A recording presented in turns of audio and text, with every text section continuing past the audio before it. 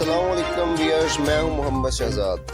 नाज़रीन, साबिक़ वज़ीर आला पंजाब चौधरी परवेज़ इलाही साहब के घर पर पुलिस ऑपरेशन के मुतल्लिक़ निगरान वज़ीर आला पंजाब मोहसिन नकवी का अहम बयान सामने आ गया है।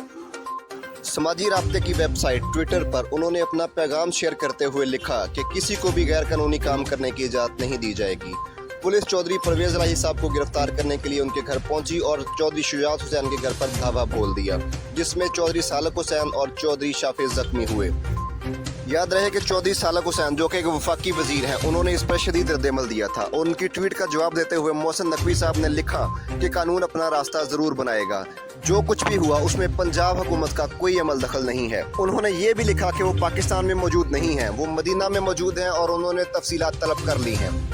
नाजरीन, आपको बताता चलूँ कि वफाकी हुकूमत पहले ही बयान दे चुकी है कि उसका इस सारे मामले के पीछे कोई हाथ नहीं है।